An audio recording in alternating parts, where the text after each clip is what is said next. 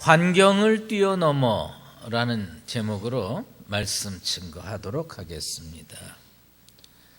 우리가 사는 세상 참 험합니다. 나이가 들수록 느끼는 것은 뭐냐면 험하다는 말로 부족하다는 겁니다. 전쟁터라고 부르는 것이 훨씬 더 진실에 가까워요. 이 성도들이 이 험한 세상에서 사는 게 얼마나 힘들겠습니까? 이 험한 세상에서 그 온갖 어려움과 역경들을 이겨내고 믿음으로 승리하는 우리 강북제일교회 성도들 되기를 주의 이름으로 축원합니다. 이게 믿음으로 승리하려면 뭐가 필요하냐? 영혼의 모델이 필요해요. 뭐 본받을 사람이 있어야죠. 그래서 나도 저 사람처럼 살면 이렇게 이길 수 있겠구나. 옛날 사람들은요, 동으로 거울을 만들었어요. 거울 왜 만들었느냐? 의관을 정지하기 위해서 거울을 만들었어요. 그러면 과거 역사를 인생의 거울로 삼은 사람들은요, 흥망성쇠를 잘 지혜롭게 헤아릴 수가 있어요. 그러면 우리는 어떻게 살아야 되느냐? 믿음의 선배들을 인생의 거울로 삼고 그들이 역경에 있었을 때 어떻게 헤쳐나갔느냐, 이걸 살펴보면 지금 내가 겪고 있는 이 문제를 옛날에 아브라함은, 옛날에 이삭은 이렇게 해결했으니 나는 이렇게 해결할 수 있겠구나, 영적인 지혜를 얻을 수가 있는 겁니다. 제가 어렸을 때 후암동에 살았는데요, 후암동에서 하도 여러 번 이사를 가가지고 제 기억으로는 초등학교 3학년 때 어떤 집으로 이사를 갔는데 바로 윗집에 제 친구네 집이었어요. 근데 그 집에는 뭐가 있었냐면 우물이 있었어요. 이제 여름이 되면 말이에요, 그 우물에서 이제 물을 길어가지고 등목을 합니다.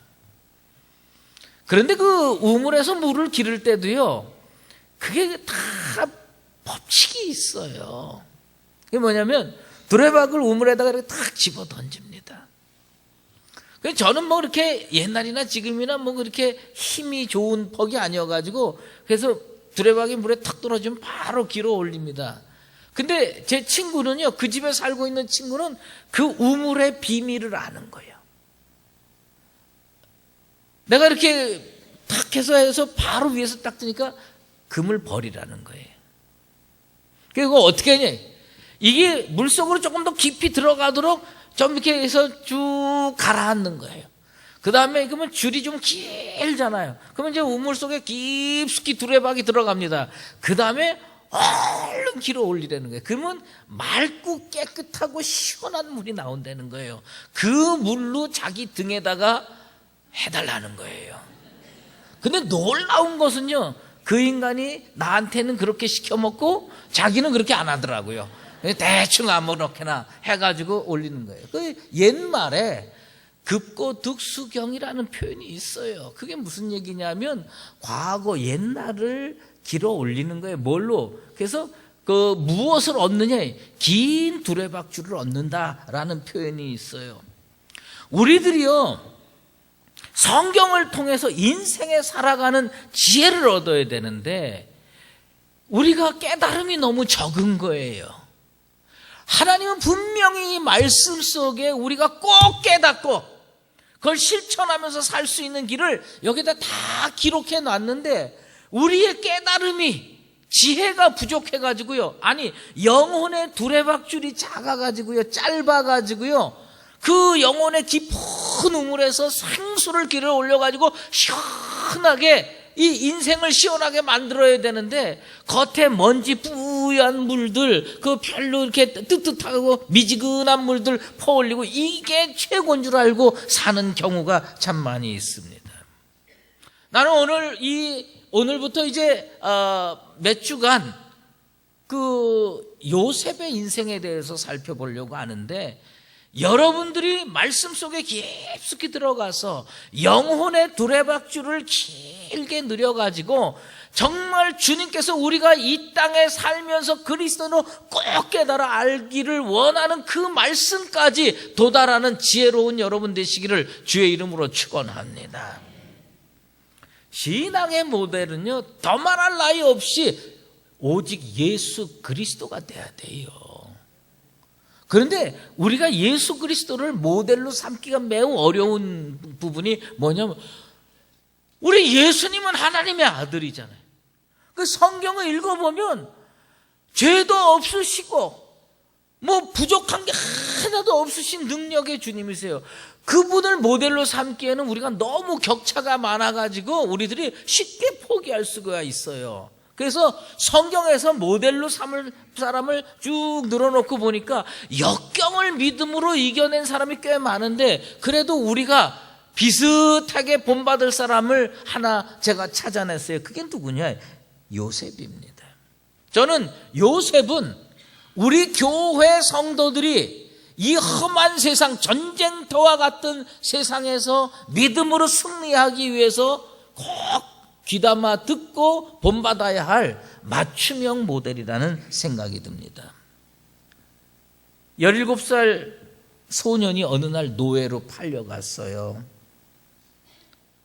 보디발의 집에서 조금 자리 잡았다 생각하니까 그의 아내가 유혹을 해가지고 억울한 누명을 뒤집어 써가지고 어떻게 되니? 감옥에 갇혔습니다. 그런데 이 소년이 13년 만에 30세에 앳된 나이에 애굽의 총리가 됩니다. 노예에서 감옥살이한 죄수에서 수직 상승해가지고 애굽의 총리가 됐습니다. 여러분, 이게 잘 이해가 되십니까? 저는 사실 잘 이해가 안 됩니다.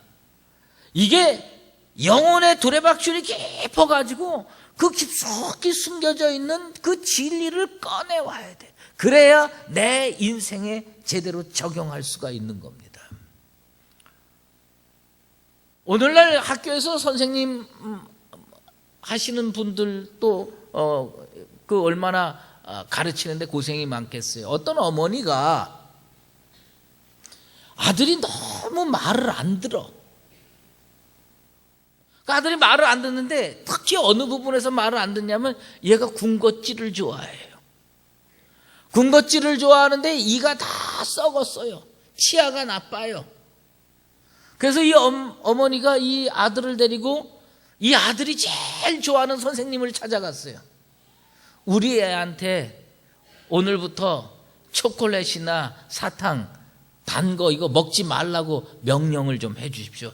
얘는 선생님을 너무 좋아해가지고 선생님 말이라면 다 잘 들으니까 그렇게 꼭 명령을 좀 해 주십시오.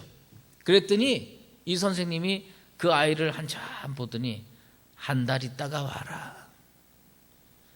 엄마가 화가 났어요. 아니 그냥 그 자리에서 그냥 사탕 먹지 마, 초콜릿 먹지 마 그러면 애가 들을 텐데 뭘, 아니 그 말 한마디가 어려워서 한 달 있다가 오라니 그게 무슨 말.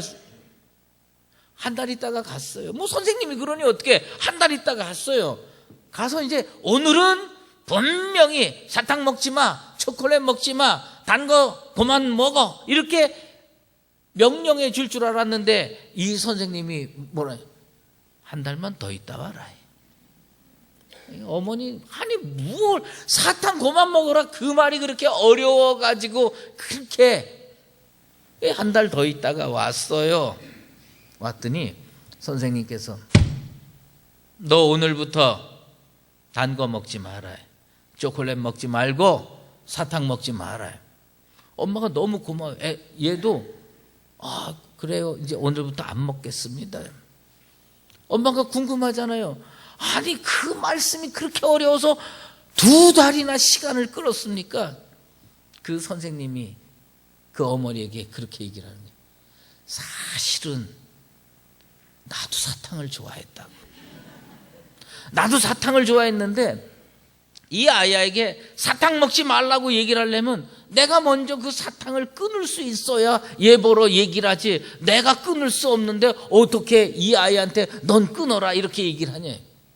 그래서 했는데 왜 첫째 딸에 그 말을 못했느냐. 그때까지 노력했는데 안 끊어지더라는 겁니다. 그 두 번째 달 끝나니까 자기가 완전히 그것을 정리를 했대. 그 나쁜 습관을 정리를 했대. 그래서 이 아이한테 너도 끊어라 라고 과감하게 얘기할 수 있었다고 하는 겁니다. 왜 요셉이 우리의 맞춤형 모델이냐? 요셉은요, 역경 속에 살았어요. 곤란 중에 살았어요. 전쟁터와 같은 인생을 살았어요. 그런데 그 전쟁터와 같은 인생에서 믿음으로 승리를 했어요. 그래서 나는 우리 교회의 가장 맞춤형 모델이, 영적 모델이 누구냐? 요셉이라고 생각이 듭니다. 이 요셉을 오늘부터 여러분이 말씀을 깊이 묵상해서 여러분 인생에 꼭 적용해가지고 요셉이 어려운 역경을 이기고 전쟁터와 같은 그 삶의 현장에서 승리를 맛보았던 것처럼 여러분들도 인생 가운데 승리로 나아가는 복된 성도 되기를 주의 이름으로 축원합니다. 야곱이 오늘 그 본문 말씀에 수수께끼 같은 문구들이 몇 가지가 나와요. 그런데 야곱이 뭐냐? 그의 아버지가 거류하던 땅에 거주하였으니라고 성경은 기록하고 있습니다. 가나안 땅에 살았다는 거예요. 간단한 겁니다. 아브라함이 갈대아 우르에서 와가지고 정착했던 그 가나안 땅에 이삭이 살았어요. 이삭도 살았던 그 가나안 땅에 누가 살게 됐느냐? 야곱이 계속 살기로 작정했다는 겁니다. 에서는 어떻게 했냐? 세일 땅으로 갔어요. 그 땅이 좋은 땅인지 멋들어진 땅인지 축복의 땅인지 모르지만 에서는 그 땅을 떠나서, 가나안 땅을 떠나서 세일산으로 갔어요. 여기 아주 중요한 영적인 포인트가 있습니다. 그것은 뭐냐? 성경이 오늘 우리에게 질문하는 게 있어요. 너는 어디서 사느냐? 당신은 어디에서 사십니까? 성경은 오늘 우리에게 그걸 질문하고 있어요. 당신은 지금 어디에 사십니까? 여러분은 그렇게 대답할 겁니다. 저는 강북구에 삽니다. 삼양동에 삽니다. 수유리에 삽니다. 나는 의정부에 삽니다. 분당에 삽니다. 자기 사는 데를 얘기하면 야곱과 똑같은 줄 알아요. 아닙니다. 성경이 오늘 지금 당신은 어디에서 삽니까? 그 질문이 뭐냐? 공간적인 질문이라고 생각합니까? 공간에 대한 질문이라고 생각해? 아닙니다. 이건 공간에 대한 질문이 아니라 야곱이 어디에 살았느냐? 사실 야곱의 눈에 더 좋은 땅이 있었을 거예요. 야곱의 눈에 더 멋들어진 축복의 땅처럼 보이는 데가 있었을지 모릅니다. 그런데 야곱은 왜 가나안 땅에 살았느냐? 할아버지 아브라함이 믿음으로 그 땅에 살았어요. 아버지 이삭이 진짜 시당으로 그 땅에 정착하고 살았어요. 내 눈에는 저 땅이 더 좋아 보이지만, 내 눈에는 저기가 더 아름다운 파라다이스로 보이지만, 나는 믿음 때문에 하나님이 그곳에 계시고 성령이 그곳에서 역사한다면 그런 세상적인 것들 좀 내려놓고 아버지처럼 할아버지처럼 나는 믿음의 땅에 살리라. 그래서 가나안 땅에 거주하게 되었다는 겁니다. 그것은 뭐냐? 어디에 사느냐라는 질문이 아니라 너는 지금 무엇을 붙들고 그곳에 살며 누구와 함께 그곳을 동행하고 가고 있느냐라는 질문입니다. 야곱이 왜 가나안 땅에 거주하게 됐느냐? 하나님과 동행하기 원해서요. 여러분이 이 한국 땅에서 강북구에 살아도 괜찮고 저기 경기도에 살아도 괜찮고 다 괜찮지만 하나님께서 여러분에게 너는 지금 어디에 사냐? 저는 수일이에 살지만 왜 이곳에서 사느냐? 하나님과 동행하기 위해서, 믿음으로 바로 살기 위해서 이 땅에 삽니다라고 대답할 수 있는 나와 여러분 되시길 바랍니다. 장소에 대한 고백이 아니에요. 이건 신앙에 대한 표현이고 나는 하나님과 동행하며 인생길을 걸어가리라 결단의 표현인 것입니다. 고라자손이 시편 84편 썼어요. 주의 궁정에서의 하루가 다른 곳에서의 첫날보다 낫다. 왜 그런 줄 아십니까? 그 분명한 이유가 있습니다. 하나님의 성전의 문지기가 되는 것이 좋사오니, 세상에 멋들어진 일이 얼마나 많은데 하나님 성전의 문지기가 되겠다고 이 고라자손은 고백을 합니까? 그것은 뭐냐면 나는 하나님과 사는 것이 더 좋다고 생각해서 그곳에 사는 겁니다. 여러분은 왜 세상에 좋은 교회, 멋들어진 교회, 시설 좋은 교회, 말씀 좋은 교회가 얼마나 많이 있습니까? 그런데 왜 이곳에 와서 예배를 드립니까? 이곳에 하나님이 계시고 이곳에 살아계신 하나님의 말씀이 계시고 성령이 역사하고 예수님이 이곳에 계셔서 나는 이곳에 있습니다라고 답할 수 있는 나와 여러분 되시기를 바랍니다. 가나안 땅이 왜 중요한 줄 아십니까? 가나안 땅보다 좋은 세상의 땅들 널려 있습니다. 물도 많고 옥토고 그런 땅 많이 있습니다. 그런데 왜 야곱은 그 땅에 거주하기로 했느냐? 하나님이 거기 계시는 거예요. 성령이 거기에서 역사하시는 거예요. 예수님이 그곳에서 우리를 통치하고 계시는 거예요. 교회가 없어서 이곳에 옵니까? 아니에요. 에서가 왜 세일산으로 간 줄 아십니까? 왜 하나님은 에서를 버리신 줄 아십니까? 그것은 뭐냐? 에서는요, 그 땅이 자기에게 맞지 않아요. 객관적으로 놓고 보면 세일산하고 가나안 땅하고 어디가 세상적인 면에 있어서 더 옥토냐? 가나안 땅이 더 옥토예요. 그러니까 세일산은 더 형편없는 땅이에요. 그럼에도 불구하고 더 형편없는 땅을 왜 에서는 택해서 갔느냐? 그의 눈에는 하나님이 보이질 않은 거예요. 그의 눈에는 성령의 역사가 마음에 들지 않는 거예요. 그래서 그쪽으로 간 겁니다. 왜 여러분들은 이곳에 찾아왔느냐? 이곳에서 역사하시는 하나님과 하나님의 말씀과 성령을 사모하는 마음으로 찾아온 줄로 믿습니다. 지금 여러분은 어디에 사십니까? 예수님 안에 살게 되기를 축원합니다. 십자가 안에 거하게 되기를 주의 이름으로 축원합니다. 예수님을 떠나서는 안 됩니다. 무슨 일이 있어도 나는 예수님 안에 거하리라. 무슨 일이 있어도 나는 하나님의 교회 안에 거하리라. 난 무슨 일이 있어도 하나님 말씀 붙들고 살리라. 나는 어디 서 있어야 가장 어울리는 인생이냐? 신앙의 자리에 서 있어야 돼. 믿음의 자리에 서 있어야 돼. 하나님이 10번을 물어봐도 나는 하나님이 계신 그곳에 서 있겠습니다라고 대답할 수 있는 나와 여러분 꼭 되시기를 주의 이름으로 축원합니다. 2절 말씀에 보면요, 야곱의 족보는 이러하니라 라고 표현되고 있어요. 야곱의 족보는 이러하니라.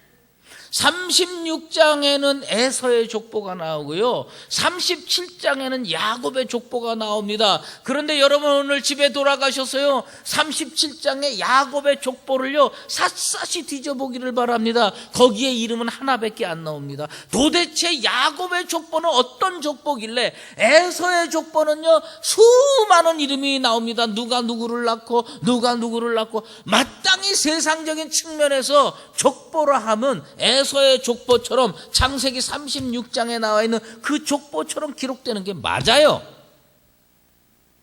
그런데 37장 분명히 성경은 뭐라고 하냐면 야곱의 족보는 이러하니라. 그리고 뭐가 나냐? 요셉에 대해서 나옵니다. 무슨 얘기냐? 야곱의 12아들 이름 거론할 것도 없다는 거예요. 야곱의 족보는요 얼마나 많은 자손들이 거기에서 나왔어요. 그런데 줄이고 중요해서 딱 한 사람을 딱 선택해야 된다면 누구냐? 요셉이라는 겁니다.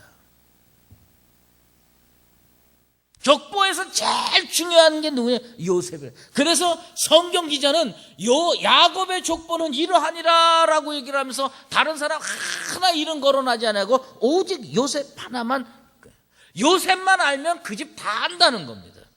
요셉만 알면 그 교회 다 안다는 겁니다. 나중에 천국 가면 우리의 이름들 하늘 생명록에 기록되어 있을 거예요.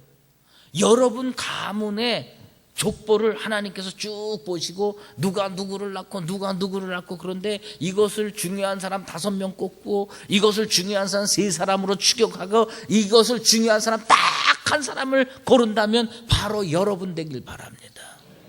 무슨 얘기냐? 요셉은 어떤 사람이냐? 요셉은 하나님이 보시기에 신앙적으로 바로 서서 야곱의 족보를 100명을 열거할 때는 100명 이름 설지만 50명 열거할 때는 나머지 50명 떨궈져 나가지 않겠습니까? 5명, 3명, 2명, 1명으로 줄이면 누구냐? 요셉이라는 겁니다. 강북제일교회 믿음의 족보를 줄이면 바로 여러분 하나로 집약되기를 주의 이름으로 축원합니다. 어떻게 신앙생활을 해야 되느냐? 하나님이 중요하게 여기는 사람으로 살아야 되는 거예요.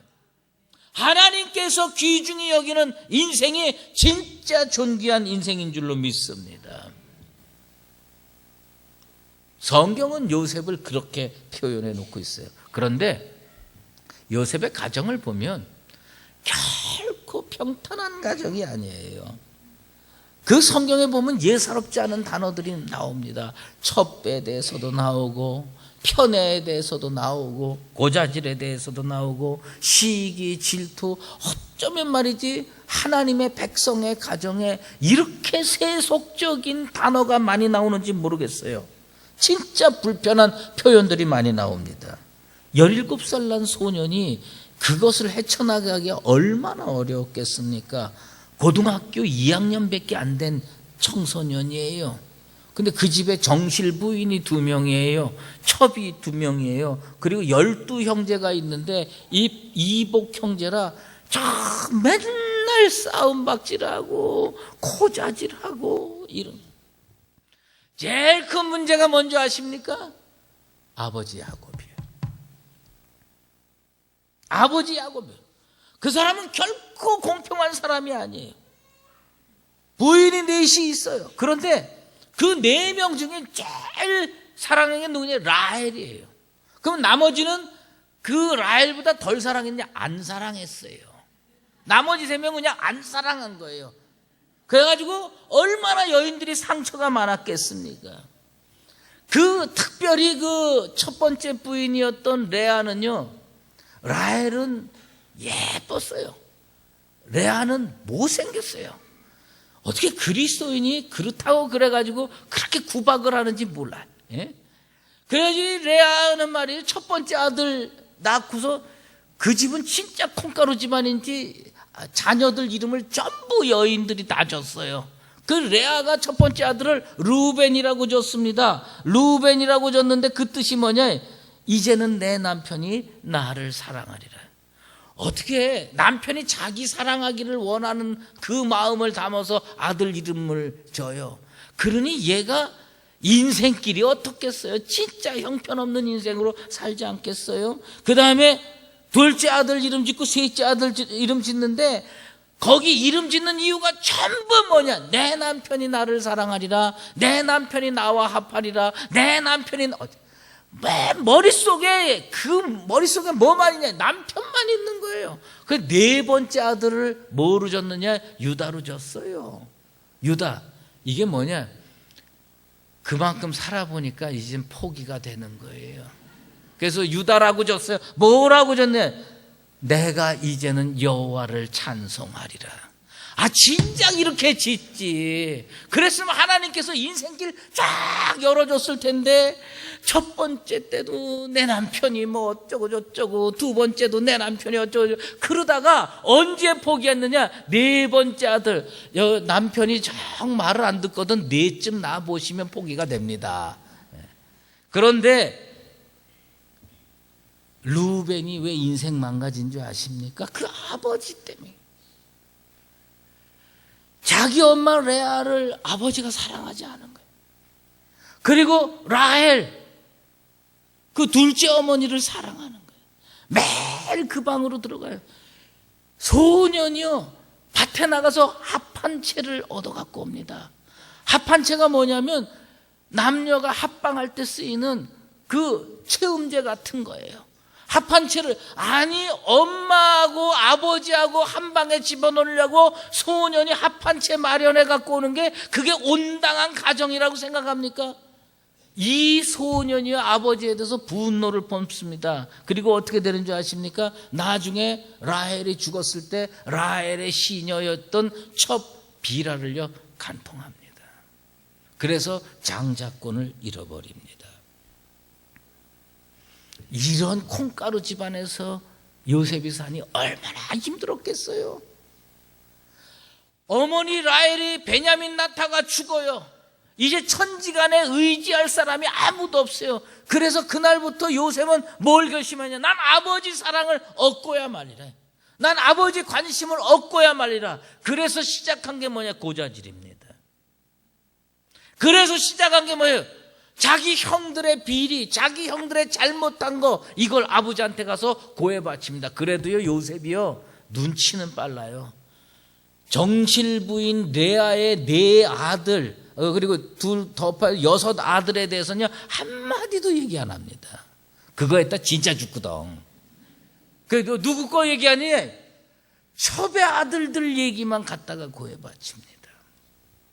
왜 이렇게 됐습니까? 그건 뭐냐면 아버지 사랑 하나 얻고자, 아버지 관심 얻지 못하면 난 죽는다, 이 생각, 위기의식 때문에 이렇게 하는 거예요. 이렇게 그릇된 인격이 누구였느냐? 요셉이었어요. 그런데 그런 그릇된 인격이 어떻게 그렇게 놀라운 축복의 사람으로 변모됐냐? 신앙으로 그 역경을 이겨냈기 때문입니다.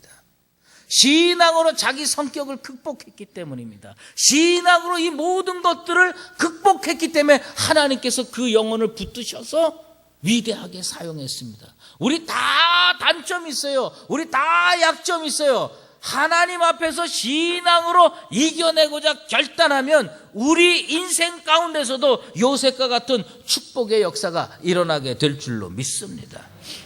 야곱은 어떻게 편애한지 아십니까? 내가 자녀가 12이라면 나는 이렇게 안 합니다. 근데 12아들 있잖아요. 그러면 다 목동옷 입혀요. 목동옷 형편, 냄새나고 남루한 옷들 쫙 입히는데 요셉한테는 뭘 입히느냐? 채색 옷을 입힙니다. 그 채색 옷은요, 왕족이나 귀족들이 입는 거예요. 여러분들 자녀가 한 서너 때는데 엄마가 탁 가가지고요, 재래시장에 가갖고 마대에서 팍 뒤집어가지고 싼 거 골라갖고 와서 첫째 너 이거 입어라, 둘째 너 이거 입어라, 셋째 너 이거 입어라 그러더니 넷째한테 떠가가지고는 네 거는 백화점에서 사왔느니라. 그 가정이 행복하겠어요? 그 가정이 문제가 없겠어요? 근데 야곱이 왜 그렇게 편애를 했느냐? 야곱은 편애받는 가정에서 살았어요. 자기 아버지는 형을 사랑했어요. 자기 어머니는 자기를 사랑했어요. 그래가지고 가정이요, 둘로 쫙 갈라져가지고 서로 사랑의 전쟁을 일으키는 그런 가정에서 살았기 때문에 야곱도 편애할 수밖에 없는 겁니다. 어떤 조그마한 잡지에 실린 글을 읽으면서 야, 대단한 편애가 있는 가정이구나. 어느 집에 첫째부터 여섯째까지 쭉 딸 만났어요. 7째가 막내인데 아들이야. 이 엄마는요, 위에 6 딸들은 아무 관심이 없어요. 오직 관심과 사랑은 누구냐면 막내 아들이에요. 그런데 이 집이 넉넉한 집이 아닌데, 그러니까 엄마로서 해줄 수 있는 최선을 다해서 누구에게 해주느냐? 그 막내 아들한테 해주는 거예요. 이 집은 어디서 편애가 이루어졌느냐? 밥상에서 편애가 주로 이루어진 거예요. 딸들은 1년 365일 계란 프라이 한 번도 못 먹고 지납니다. 근데 막내 아들은요, 매일 계란 프라이가 올라오는 거예요. 그 딸들이 얼마나 불평을 할 거예요. 얼마나 툴툴거릴 거예요. 어느 날 딱 보니까 계란 프라이가 안 올라왔어. 내가 못 먹으면 너도 못 먹어야 된다는 게 우리 심정이거든. 딸들은 기분이 좋았어요, 처음에. 그래서 괜찮다고 생각을 했어요. 그러니까 이 막내 아들이 아니 오늘 왜 계란 프라이를 안 해주는 거예요? 엄마 그냥 먹어라. 근데 어디서 그게 밥을 이렇게 퍼먹어 보니까 저 안에 생계란이 쫙 깔려 있는 거야. 쫙 깔려. 그 집안이 화평한 가정이 될 수 있겠습니까? 여러분, 왕따에 미운 털 박히는 거 그 아버지가 잘못해서 그렇게 된 겁니다. 그리스도인의 가정에 왜 문제가 생깁니까? 하나님 믿는 백성들이 모인 교회에 왜 문제가 생깁니까? 여러분, 우리는요 그럴 수밖에 없는 거지. 여러분이 예수 잘 믿기 때문에 우리 가정에는 행복하기만 하고 애들 말 잘 듣고 성공하고 능력으로 살아간다? 아닙니다. 하나님의 교회에 성령 받아가지고 충만한 사람들이 모였으니까 이 교회는 사랑의 교회가 되고 이 교회는 아무 문제가 없고 갈등도 없다. 거짓말입니다. 그렇지 않아요. 알렌비 치넨이라고 하는 이탈리아 사람이 쓴 책이 있어요. 인생으로의 두 번째 여행이라는 책이에요. 난 이 책을 읽으면서 진짜 공감이 가더라고. 우리가 잘 아는 이야기들을 소재로 해가지고 그 심리적으로 풀어낸 책인데요. 신데렐라 얼마나 예쁩니까? 그 왕자랑 만나서 결혼해서 행복하게 살았더라. 그렇게 끝나는데 과연 그 뒤에 행복했을까? 백설공주 백마탄 기사 만나가지고 다 행복하게 해피엔딩으로 끝났는데 그 인생이 과연 해피엔딩일까요? 이 심리학자는 이런 얘기를 하는 겁니다. 신데렐라가 백설공주가 뚱뚱보 아줌마가 돼가지고 남편을 향해서 독소를 품어내는 그런 아줌마로 바뀌었을 때 이 가정은 과연 행복했을까? 멋진 백마탄 기사가 10년 20년 지나가지고 배불뚝이 대머리 아저씨 됐는데 그 가정은 과연 행복했을까요? 여러분, 그리스도인의 가정이 행복이 넘친다. 그리스도인이 모여있는 교회에 아무 문제가 없는 사랑의 공동체다? 그렇지 않습니다.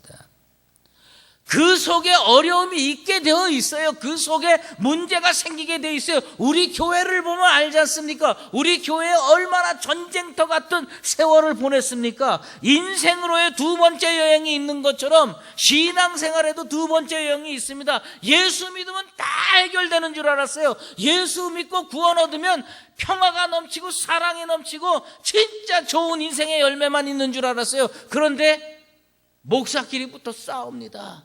장로끼리부터 싸웁니다. 너나 할 거 없이 머리끄댕이 잡고 싸웁니다. 이 두 번째 여행에서 어떻게 믿음으로 승리할 것이냐. 요셉은 승리했어요. 어떻게 승리해요? 신앙이 뭔지 아세요? 우리가 요셉을 통해서 배워야 될 것이 딱 한 가지 있습니다. 그게 뭐냐? 인생의 밑바닥에서 하나님을 볼 줄 아느냐. 저 감옥의 밑바닥에서 성령의 역사를 사모할 줄 아느냐. 요셉은 어떻게 승리할 수 있었습니까? 구덩이에 던져졌는데 그 구덩이에서 하늘을 쳐다보고 하나님께 기도할 수 있는 사람이었습니다. 감옥에 던져져서 아무도 세상적으로 돕는 사람이 없음에도 불구하고 하나님을 붙잡고 거기에서부터 기어나와서 애굽의 총리의 자리까지 올라간 사람입니다. 무엇으로 이겼느냐? 신앙으로 이겼어요. 무엇으로 이겼느냐? 십자가로 이기고 믿음으로 이긴 겁니다. 난 우리 교회가 그런 공동체 되고 우리 성도의 가정이 요셉의 가정처럼 그렇게 문제가 많아도 마침내 마지막에는 하나님의 은혜로 성령의 역사로 축복의 정상에 믿음의 정상에서는 아름다운 가정이 되시기를 예수 그리스도의 이름으로 축원합니다.